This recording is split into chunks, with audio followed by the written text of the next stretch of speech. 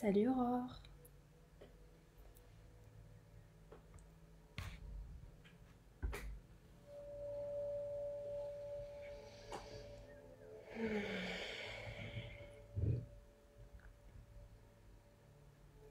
Bonsoir tout le monde. Salut Alex. Salut Cyle.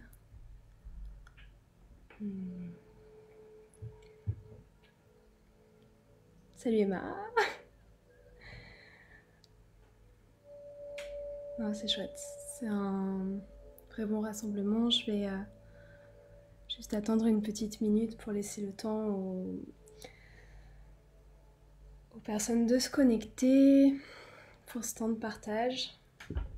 Voilà, autour de la thématique du feu sacré et du cheminement spirituel. Attendez, je vais éteindre Siri parce que sinon... Hop.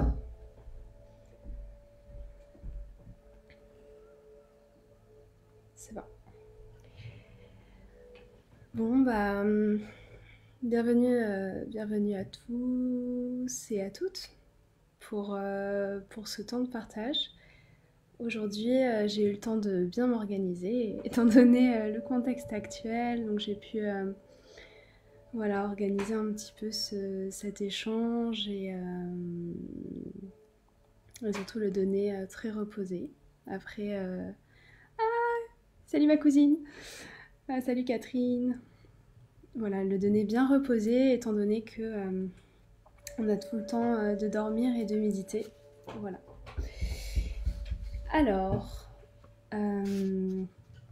la thématique d'aujourd'hui, c'est qu'est-ce que le feu sacré et qu'est-ce que le cheminement spirituel. Donc, ce que je vais partager avec vous, c'est vraiment ma vision, mon expérience vive de ces grands principes, en fait, de ces notions.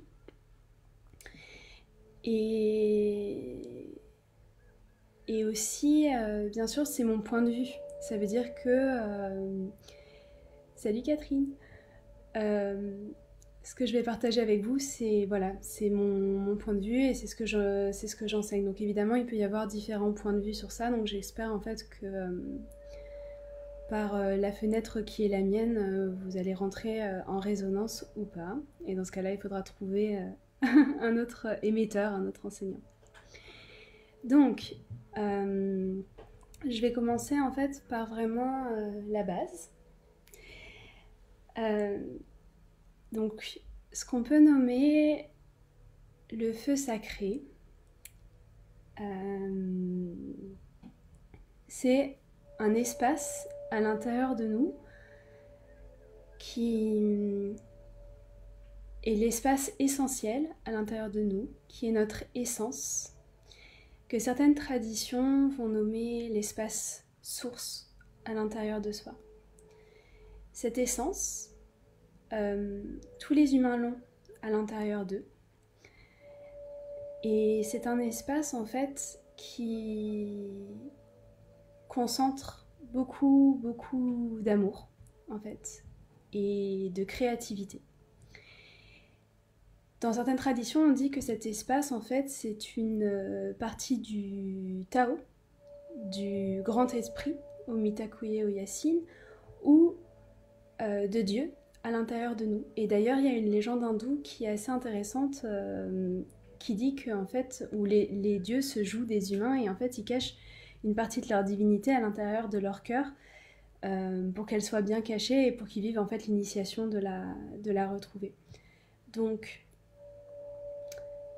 cette essence spirituelle, c'est la base de notre feu sacré. En fait, c'est le feu d'amour, le souffle d'amour qui va faire pousser tout le jardin de la création. Voilà, en nous et à l'extérieur de nous. Donc quand je vous parle en fait de jardin,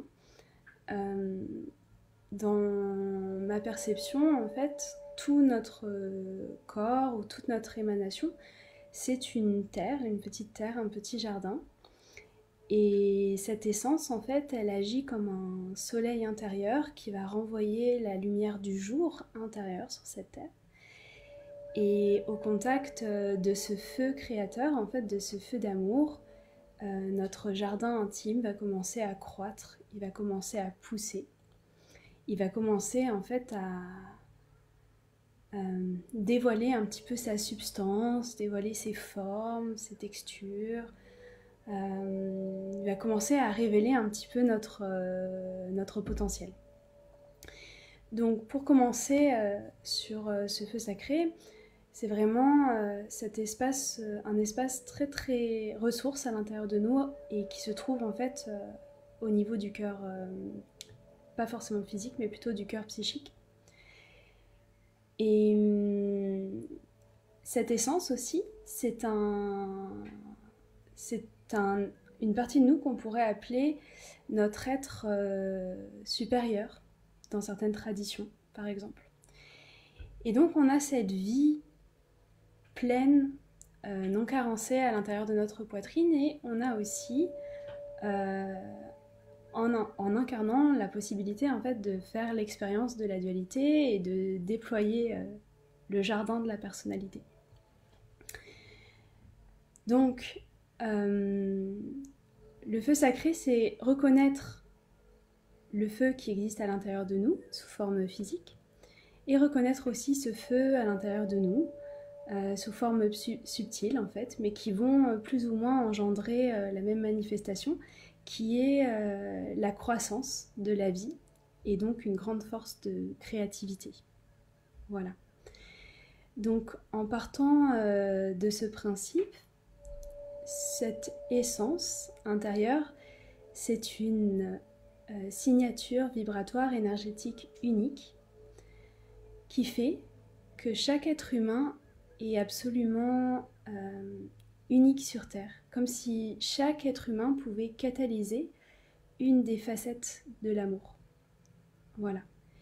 Et donc, en incarnant sur Terre et en étant en lien avec son essence, il va pouvoir prendre cette pièce et il va pouvoir la présenter au puzzle du vivant, prendre sa place, incarner une note, une teinte, un parfum qui est absolument unique et qui lui est propre.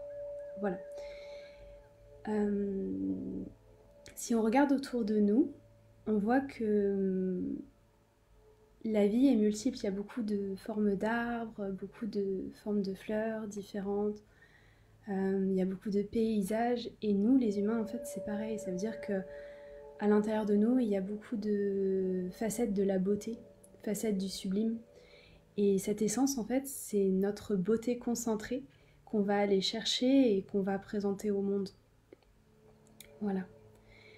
Donc je vais repartir sur cette image en fait d'essence, et donc cette essence à l'intérieur de nous, c'est un soleil intérieur, et ce soleil en fait, un petit peu comme le soleil de la Terre, il va venir illuminer nos différents potentiels et nos différents corps. Voilà. Donc d'abord ce soleil, il va se lever sur le corps causal en fait, qui est l'âme. Donc en premier lieu, ce soleil il va venir illuminer un peu les projets de notre âme dans cette incarnation. Et c'est quoi les projets de notre âme? Comment on les repère? En fait, en général, ils prennent la forme de rêves qui sont très très importants pour nous. Des rêves si importants en fait que dès qu'on les évoque, on est profondément ému pour la plupart. C'est comme des aspirations. Pour certains, ça va être d'expérimenter une vie de famille harmonieuse. Pour d'autres, ça va être de monter sur scène. Pour d'autres, ça va être d'écrire un livre. Peu importe, mais c'est quelque chose en fait qui remonte de l'intérieur et qui nous donne toutes les émotions en même temps. À la fois on tremble, à la fois on jouit, à la fois on rit, à la fois on pleure. C'est comme quelque chose qui vraiment nous... C'est tellement à fleur de peau que ça nous est destiné en fait. Donc cette essence, elle va d'abord illuminer cette première sphère, le plan de l'âme, et ça va nous permettre en fait de nous cardinaliser, d'avoir des repères sur qu'est-ce qu'on doit faire, où est-ce qu'on doit se trouver et comment on va rentrer dans le champ du mouvement. Ça veut dire comment on va intentionner, comment on va penser, comment on va parler et comment on va bouger. Ensuite, ce soleil intérieur, il va se lever sur la sphère du mental. Et il va illuminer le champ de nos pensées, mais pas seulement. Il va aussi illuminer le contact psychique qu'on établit avec le vivant. La qualité de ce contact psychique, elle s'est structurée souvent pendant l'enfance et elle rentre en nu au contact de ce soleil intérieur. Voilà, à chaque fois, en fait, elle se raffine. Et notre point de vue sur le monde change, rentre en mouvement. La qualité de notre regard, la qualité de nos pensées, la qualité de notre mémoire, la manière dont les mots coulent à travers nous, la qualité voilà, de la verbalisation, l'expression. Donc voilà, ce soleil, petit à petit, il va venir absorber, raffiner tout ce champ-là et il va faire éclore son potentiel, en fait, comme un jardin. Ensuite, il va illuminer la sphère émotionnelle et il va nous permettre en fait de rentrer dans des sentiments de plus en plus altruistes. Voilà, des sentiments en fait qui sont souvent universaux, qui nous permettent en tant que cellules en fait de rejoindre le grand corps de l'univers et de créer une grande harmonie. Établir cette harmonie à l'intérieur de soi, c'est notre responsabilité pour pouvoir en fait se mettre au service d'une harmonie globale. Donc c'est pour ça que c'est très important en fait de connecter avec ce feu intérieur, avec cette essence, de travailler sur soi, parce que c'est une contribution juste et ordonnée par rapport à l'ensemble. Ensuite, cette essence, elle va illuminer le corps physique et lorsqu'elle illumine le corps énergétique et le corps physique, et bien ce corps en fait, il va rentrer en rayonnement. Le feu, c'est chaud, mais aussi ça brille. Donc quelqu'un en fait qui a son feu sacré bien allumé, c'est en général quelqu'un qui a une qualité de rayonnance particulière. C'est pas quelqu'un qu'on pourrait qualifier d'éteint, par exemple. Voilà.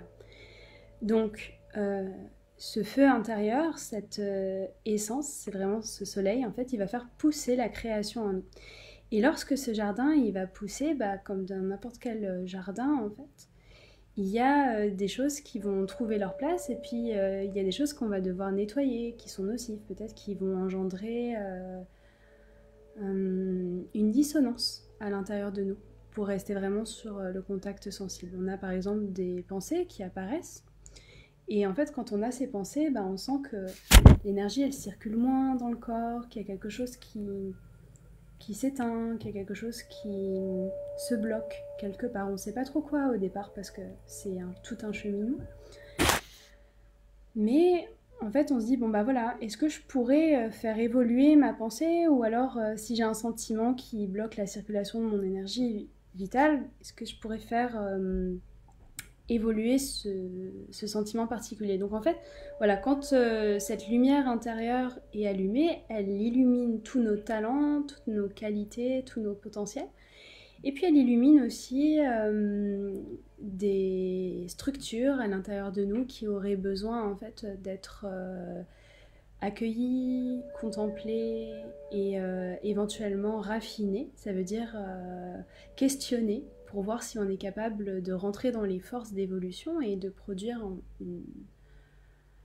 une réponse qui soit plus cohérente avec justement ce soleil et qui ne nous produise pas cette sensation de dissonance dans le corps et dans le cœur. Voilà. Donc ce feu sacré, c'est aussi un curseur et des fois ça peut être très intense parce que d'un coup, en fait, on se rend compte qu'on est capable de vibrer très haut et d'aimer la vie très fort et d'être vraiment passionné. Et en fait, à la même hauteur, en fait, au moment où ces potentiels sont révélés à l'intérieur de nous, on peut se rendre compte en parallèle que des fois, on est très désespéré, qu'on est très déprimé, qu'on a des comportements qui peut-être ne nous appartiennent pas totalement, mais appartiennent à notre héritage, à nos lignées, mais cependant, c'est à nous de les transformer parce qu'ils font partie de notre corps, de la terre de notre corps. Et que c'est à nous de faire le travail de nettoyer le jardin, de désherber, de prendre le vieux bois, de le brûler, et de faire en plus ce travail avec beaucoup d'amour, beaucoup de dévotion, de se sentir honoré en fait, de se faire ce travail, parce que c'est un travail de contribution à la beauté. Et c'est aussi cultiver son jardin comme on cultiverait une œuvre d'art. Je ne Attendez. comprends pas ce que vous voulez dire par là. Et C'est c'est aussi cultiver son jardin, comment on cultiverait. c'est Siri qui me parle, je ne sais pas si vous entendez. Donc, voilà, c'est l'art en fait de rentrer dans l'évolution et aussi de rentrer dans la réflexion de notre beauté. Donc la réflexion, c'est pas forcément réfléchir, mais la réflexion du miroir. Petit à petit, installer cette réflexion de notre essence, cette réflexion de notre beauté. Voilà. Donc, concernant ce feu sacré, c'est bien beau tout ça, mais comment en fait on le contacte, comment on le trouve, c'est différent pour... Enfin, c'est très différent en fonction des personnes. Pour introduire ça, je voudrais vous raconter en fait le mythe de Lilith, qui est un mythe très intéressant. Donc il y a un mythe sur le féminin, sur l'archétype de la sorcière, mais c'est un mythe sur le feu sacré, surtout. Parce que la sorcière, en fait, dans la roue du féminin, elle détermine l'éveil de ce feu. Et dans la roue du masculin, c'est l'archétype de l'amant. Du coup, voilà, Lilith, en fait, elle n'est pas d'accord avec Adam et elle n'est pas d'accord avec Dieu. Voilà, elle ne veut pas rentrer en soumission par rapport à son contact en fait avec Adam, avec Dieu. Voilà, elle veut être l'égale d'Adam en réalité.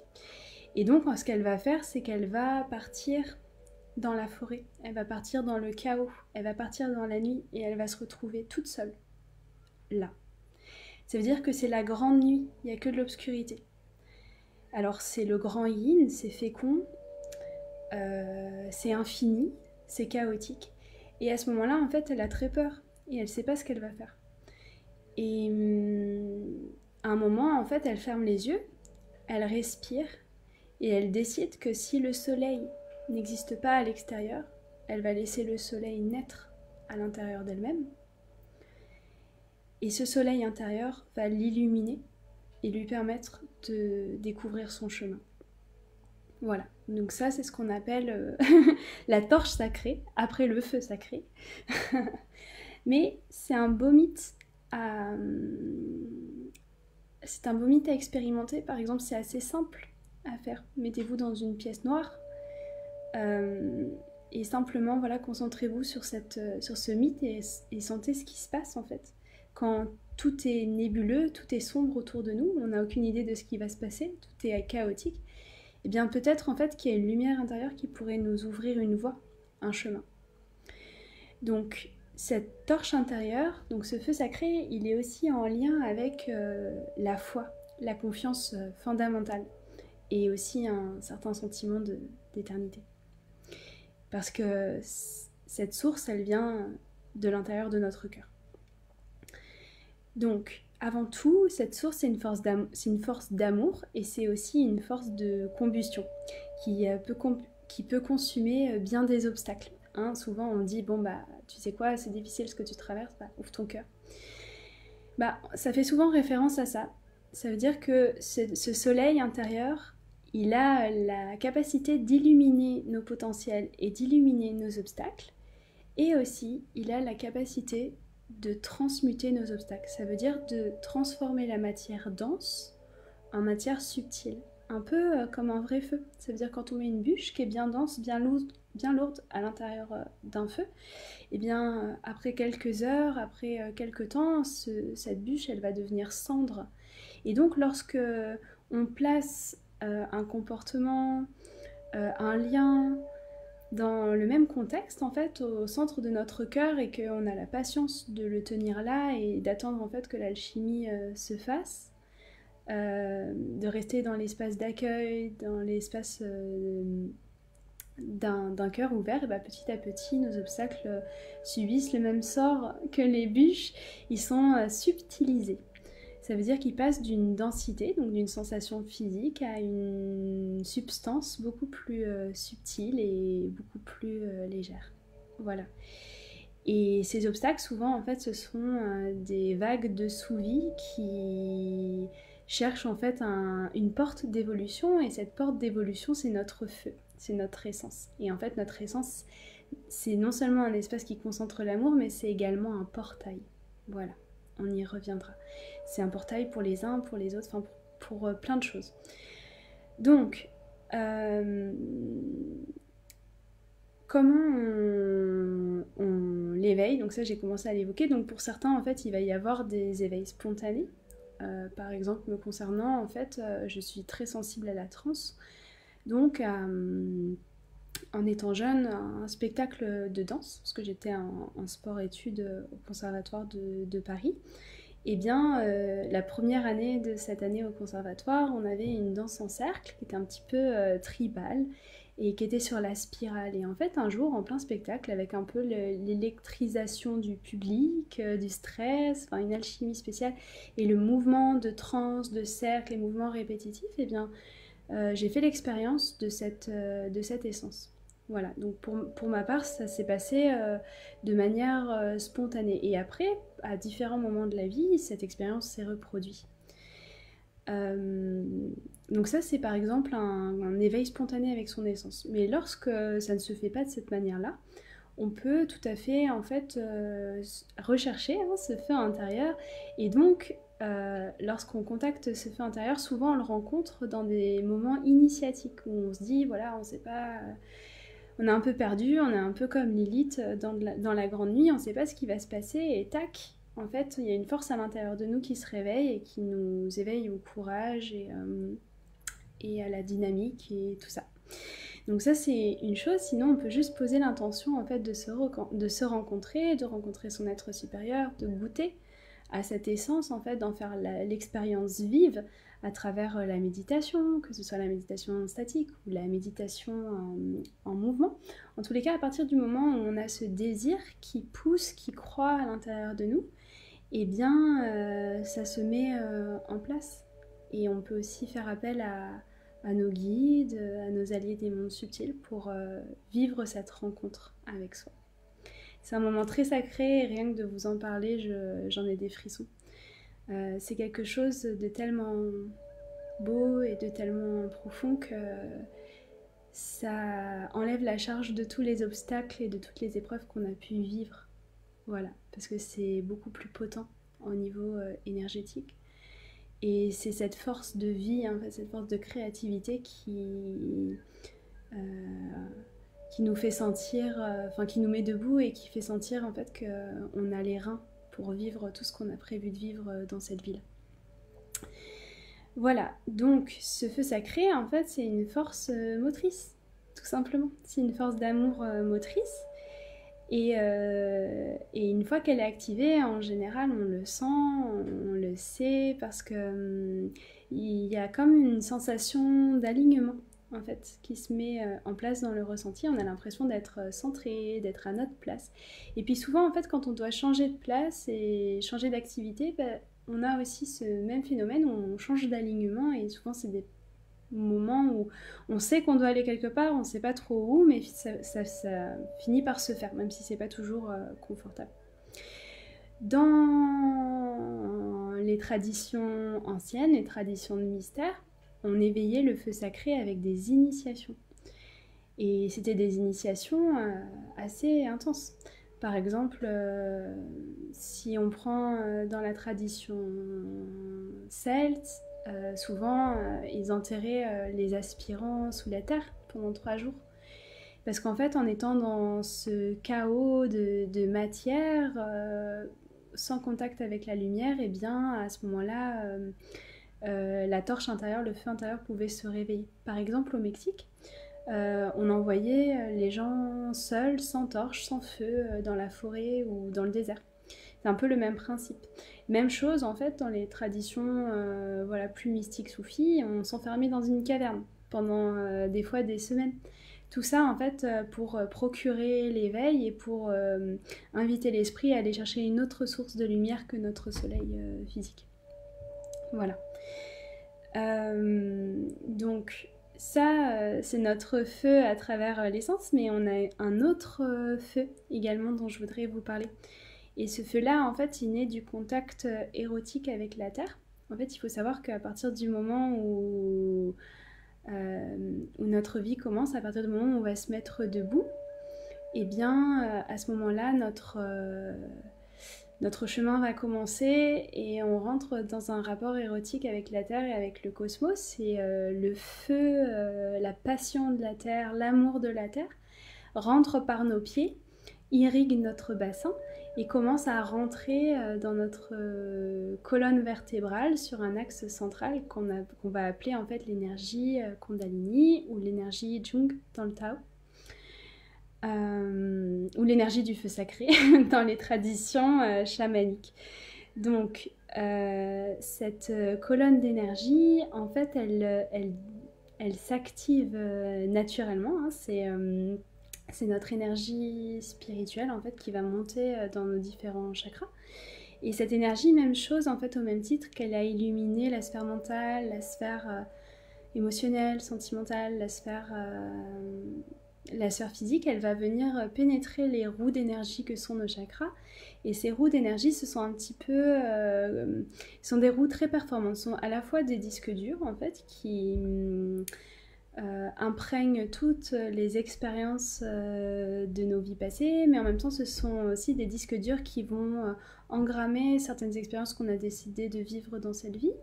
Et ces disques durs aussi, ce sont des petits sas qui vont nous permettre de transmuter certaines expériences. Bon, en fait, les chakras, je pourrais en parler, enfin, je pourrais pas aborder ça. C'est ample comme le monde, comme sujet. On pourrait en parler pendant des heures, mais bon, il faut savoir que dans tout ce que toutes les qualités de nos chakras, tout ce qui est possible d'explorer, de goûter, de mettre en place, dans cette roue d'énergie, eh bien, on a aussi la capacité en fait de faire entrer ce feu à l'intérieur du chakra qui va faire en sorte que le chakra s'éveille comme un jardin et qui va produire exactement le même phénomène que je vous ai raconté tout à l'heure, de ramener en fait des potentiels et aussi de nous amener à transmuter d'autres matières qui peuvent être des karmas ou des impressions qui vont jaillir en fait dans ces interfaces-là qui sont profondément alchimiques. Voilà.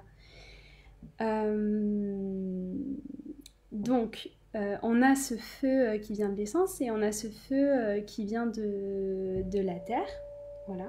Ce qui nous amène en fait à considérer qu'on a différentes qualités de feu et ce feu en fait qui émane de la terre, il nous pénètre plus ou moins profondément, dépendamment en fait de si nos chakras sont éveillé, ouvert, et donc toujours le premier contact avec le feu sacré dans une vie, ça va passer par le chakra de la racine. Donc c'est un moment, c'est comme une naissance où le chakra de la racine va s'ouvrir et va permettre en fait au feu de la terre de jaillir jusque dans l'espace du cœur pour réveiller le feu de notre essence, et c'est un moment en fait où on vit un éveil spirituel. Souvent, quand on a vécu cette première étape, on a eu une telle dose de bliss, d'extase, un éveil en fait qui nous a ramené du sens dans notre vie, un propos, une conviction, la foi, que on va chercher à le retrouver. Et en fait, petit à petit, en cherchant à retrouver cette sensation qui peut-être est arrivée spontanément, ou pour certains elle arrive et elle se stabilise pendant des mois puis elle disparaît, au moment où on va rentrer dans cette quête de retrouver cette sensation, c'est à ce moment-là en fait où commence notre cheminement spirituel. Voilà, qui est le deuxième sujet de cette petit temps de partage en fait avec vous.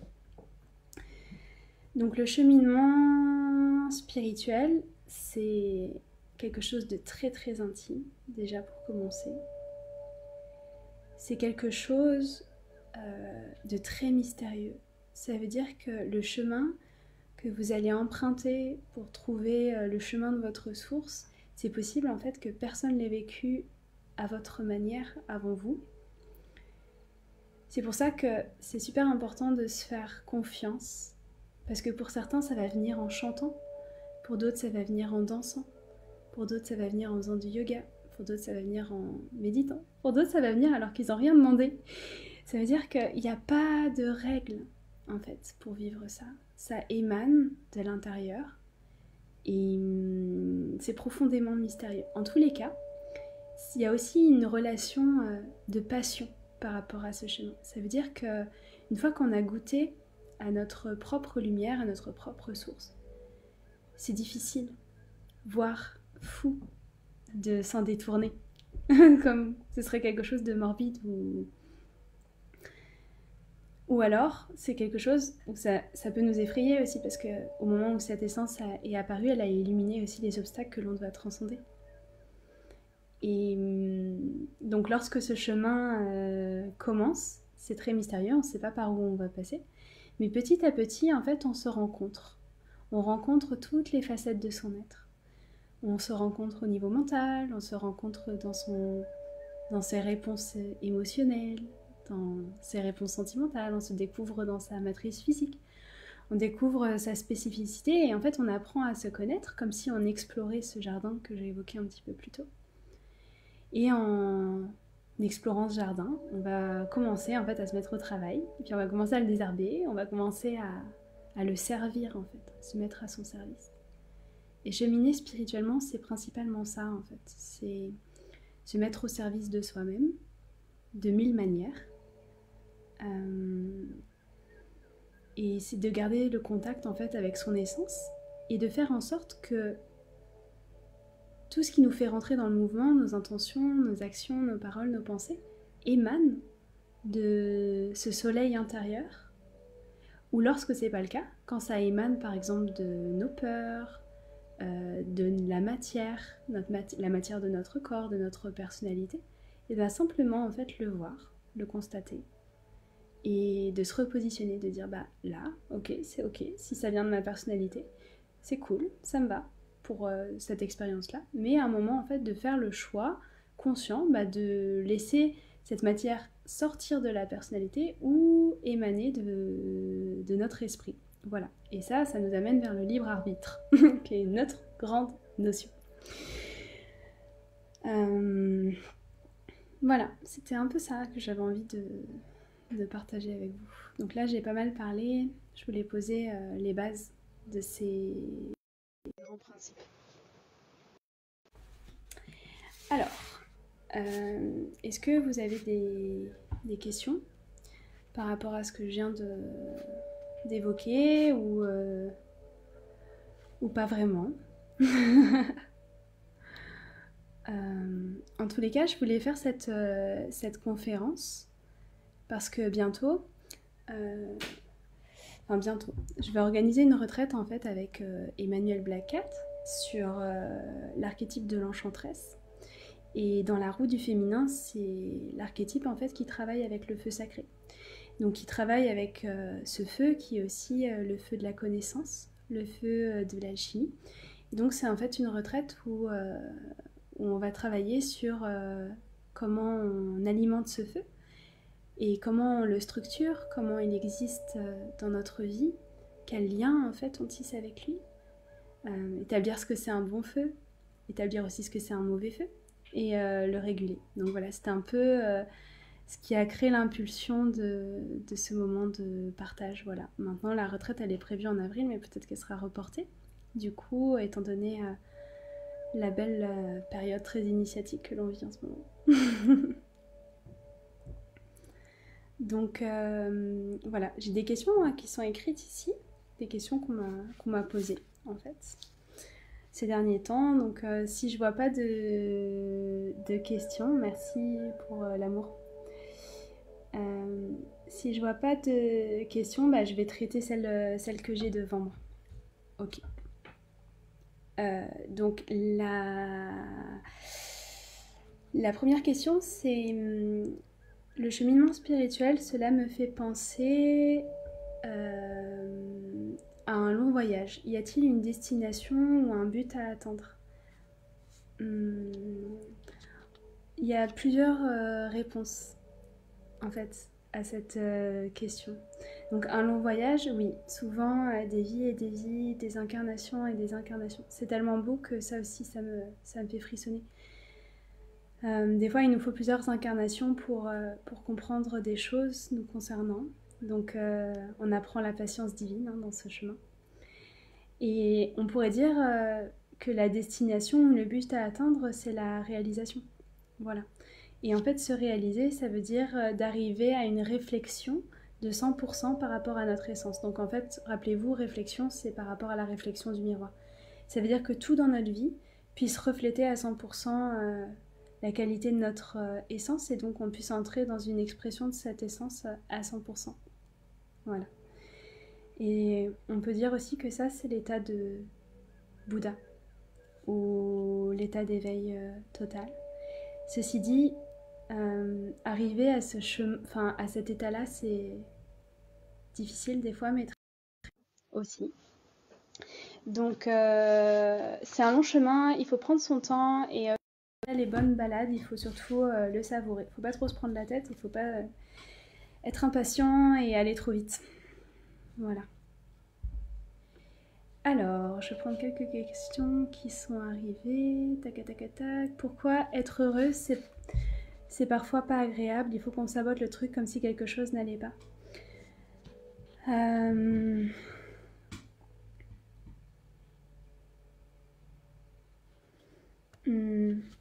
Eh bien, en fait, souvent, quand on est très heureux, on n'y est pas habitué et du coup, c'est une zone d'inconfort. Donc, comme c'est trop de bonheur d'un coup, c'est difficile à assimiler. Hein. On ne se rend pas compte, mais le bonheur, ça s'assimile petit à petit. Et en fait, on crée aussi des repères dans l'état de bonheur. Donc, à ce moment-là, en fait, c'est comme si le corps disait « Ah non, c'est trop ». Et du coup, il va mettre en place un sabotage. Ce qu'il faut, en fait, c'est petit à petit cultiver la gratitude, prendre conscience des choses qui se placent, des choses bénéfiques qui s'installent dans nos vies. Et voilà, prendre vraiment en fait ce processus de digestion, comme quand on a savouré un repas vraiment délicieux et qu'on y repense encore 2-3 jours après. On était avec les gens qu'on aimait, il y avait du feu, il y avait des belles couleurs, il y avait des bons aliments, tout était parfait en fait. Et ce repas, en fait, il nous nourrit bien au-delà du temps physique où il s'est déroulé. Il peut nous nourrir pendant des mois et des années. Et en fait, c'est une assimilation qui se met en place. Voilà, j'espère que ça répondra à ta question. Est-ce que les natifs du feu sont plus sensibles au feu sacré ? Je sais pas. Je ne saurais pas quoi répondre à cette question. Je te salue au passage, Soufrane. Je pense que tout le monde, en fait, a du feu à l'intérieur de lui parce que nous, les êtres humains, en fait, on est composé des 5 éléments. Et ce qu'on oublie de dire souvent dans le contact avec les chakras, c'est que le chakra de la terre n'est pas composé que de terre. Il est composé de terre, d'eau, de feu, terre et d'espace. Et tous les chakras, en fait, il y a une loge dominante, ça veut dire qu'il y a une loge élémentale qui domine, mais tous les autres éléments sont là, en fait, à chaque instant. Il y a déjà une alchimie qui est en jeu. Donc, étant donné cette réalité, je serais tentée de te dire que les natifs du feu ne sont pas plus sensibles au feu sacré. Maintenant, je ne sais pas. C'est juste comme ce que je te répondrai là, spontanément. Je regarde s'il y a d'autres questions. Donc, je vais reprendre une question de ma feuille. Peut-on être aidé, accompagné, soutenu sur ce chemin ou est-ce une voie à vivre seul ? Et bien là encore, c'est tout à fait particulier, je dirais. Que finalement, en fait, il y a des êtres qui vont vivre cet état auprès d'un professeur ou d'un enseignant.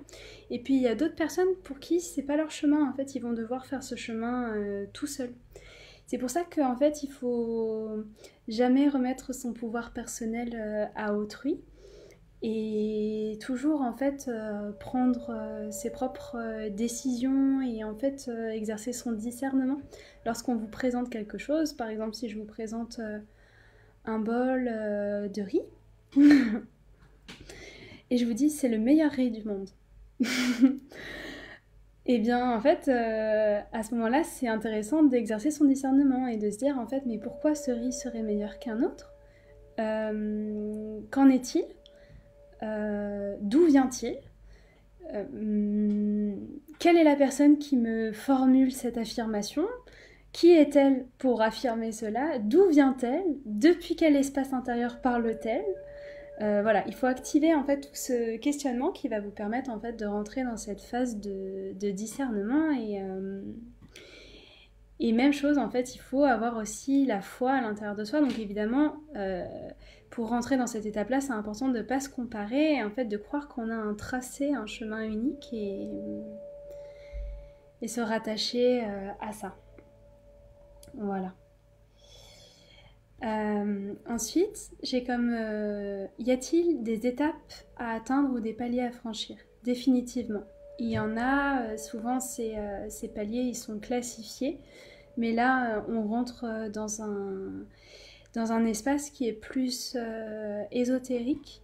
Si, si ce pan-là en fait vous intéresse, je vous recommande les livres de Alice Belays en fait qui vont un peu retranscrire les lois de l'univers et il y a un super couple qui ont créé une chaîne YouTube qui s'appelle Les Enseignements Spirituels qui ont fait un énorme travail mais fabuleux, fabuleux, fabuleux.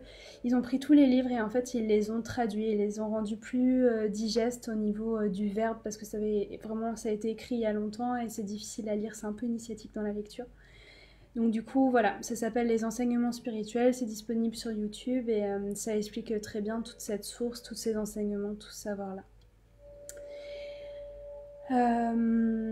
Et donc ça explique les différentes initiations qu'il faut franchir et les paliers. Voilà. Et ça permet de se repérer aussi dans la rayonnance sacrée, tout ça. Donc ça, c'est des concepts voilà, qui sont importants, mais ça sert à rien de les apprendre trop vite. Il faut déjà connecter avec sa source et stabiliser ce lien. En général, notre évolution est plutôt constante ou peut-on stagner? Là encore, en fait, c'est pour ça que je vous disais que c'était très chaotique et mystérieux, c'est que on a un tempo qui dépasse notre intellect et qui dépasse notre capacité à... Enfin, qui dépasse toute norme, en fait. Des fois, on peut avancer pendant des mois et d'un coup stagner pendant des années. Et c'est juste... parfait. Tant qu'en fait on n'a pas une dissonance qui s'installe dans le corps, dans le cœur, tant qu'on se sent en fait à sa place, que notre énergie vitale circule, il n'y a pas de problème.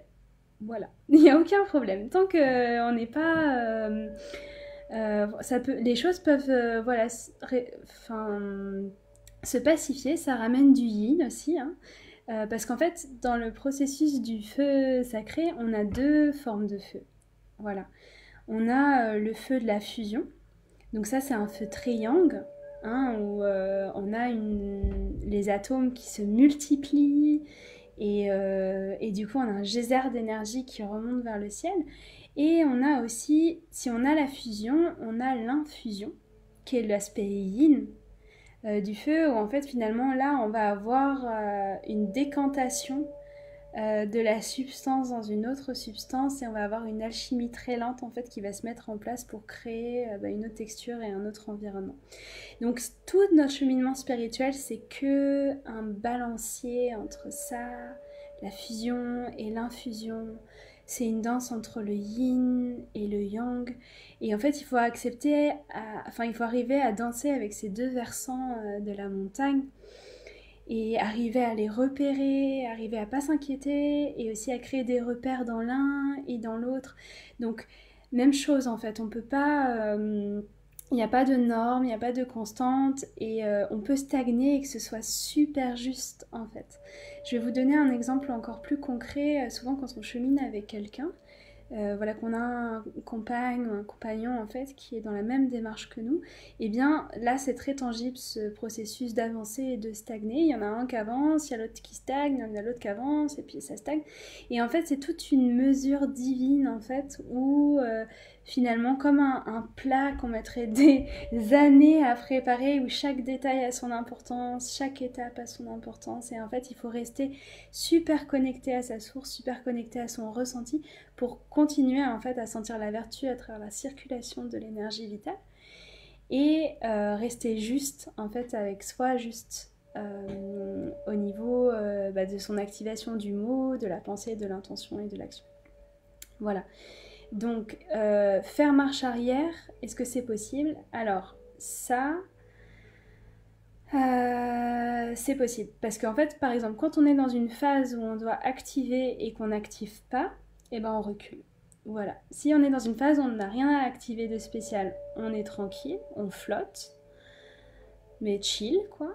Et lorsque on doit au contraire impulser quelque chose, activer quelque chose et que ça se fait pas, bah à ce moment-là, on recule, effectivement. Comment, et ça arrive, ça fait partie du chemin, enfin, Yahoo, le reculement, quoi, il n'y a pas de problème. Mais par contre, ça va ramener notre corps en dissonance directe. Comment agir lorsqu'on a l'impression de reculer ou de s'embourber? Bon, quand on a cette impression-là, de reculer ou de s'embourber, je pense que la première chose à faire, c'est de s'arrêter en fait, de se stopper, de prendre un temps off de quelques heures, d'une journée, de partir dans la nature par exemple, de se poser et de parler en fait de cet embourbement, de parler parce que en parlant, en exprimant cet embourbement petit à petit, il y a la substance en fait du blocage qui va remonter à la surface. Donc soit vous pouvez écrire, par exemple dire voilà, là je me sens complètement bloquée, j'ai mal au cœur, je sens qu'il y a quelque chose qui n'est pas correct, je suis inquiète, je sais pas quoi faire pour sortir de cet état-là. Donc vraiment en fait sortir la tension émotionnelle liée à cette sensation de s'embourber ou de pas être aligné, de pas aligner le cœur avec l'action, le cœur avec le mot, etc.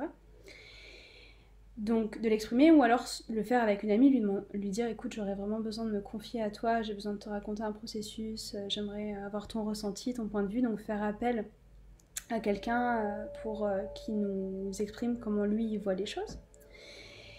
Et à ce moment-là, en fait, pour sortir de cet embourbement, il va falloir activer sa volonté et son autorité sur soi-même. Ça veut dire que même si des fois, en fait, on a peur, même si des fois on n'a pas envie d'y aller, eh ben, il faut faire ce qui est juste, ce qui est dans l'ordre des choses. Et en fait, c'est des fréquences qui peuvent être augmentées à l'intérieur de nous. Elles sont présentes chez tout le monde.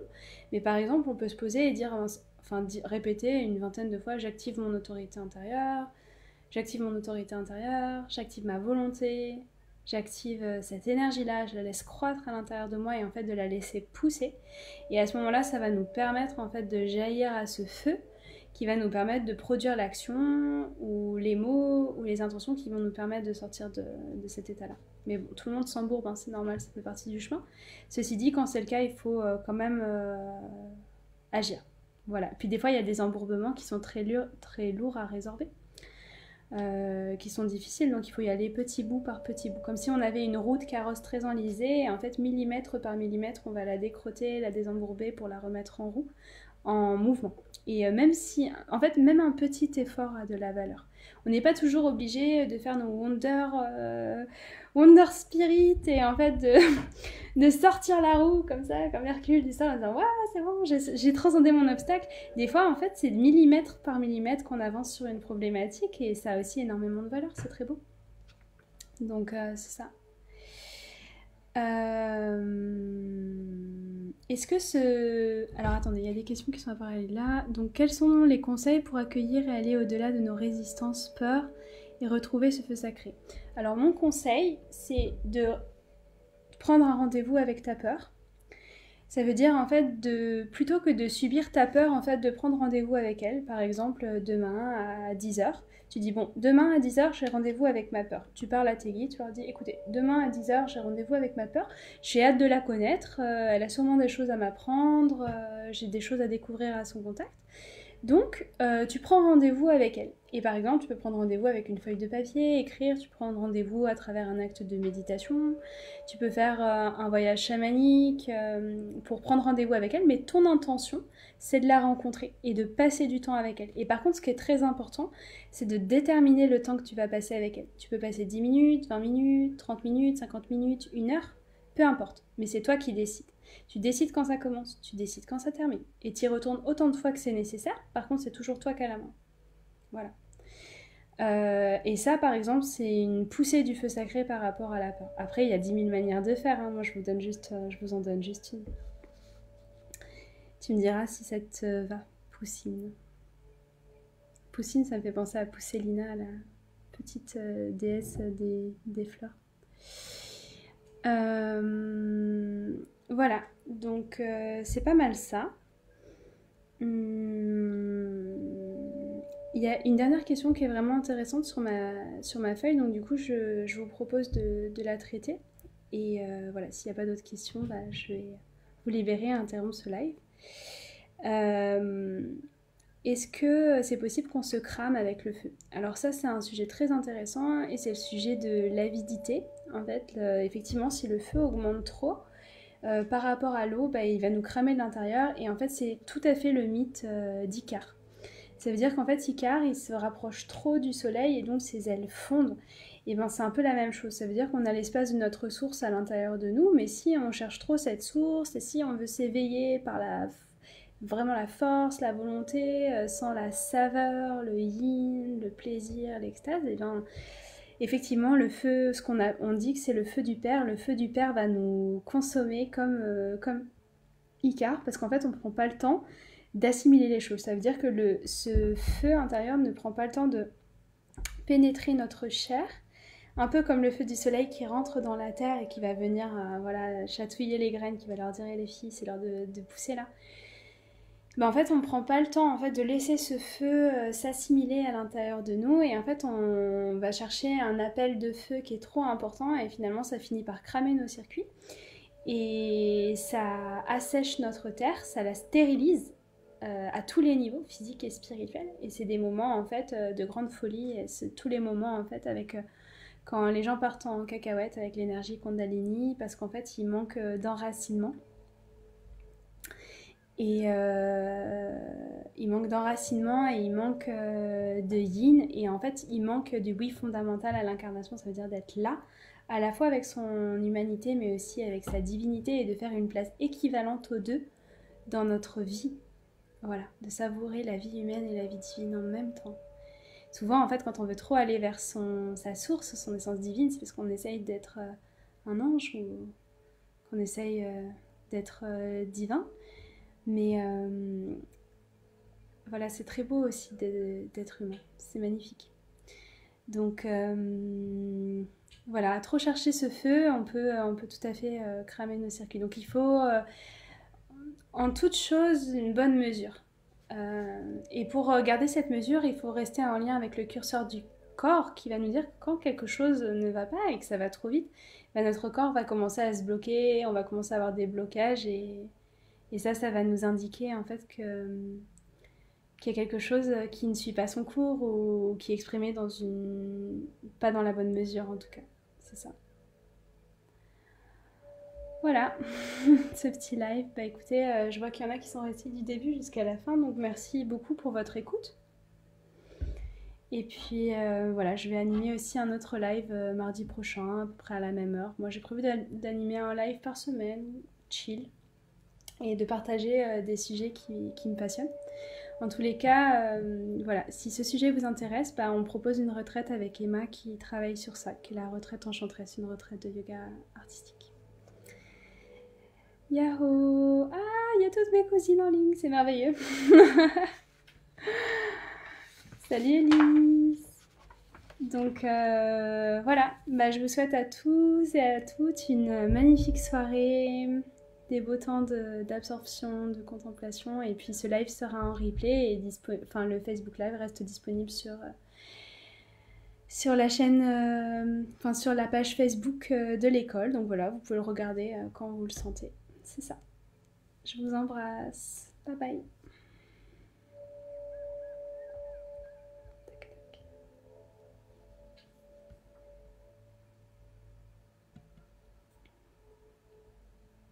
Hop.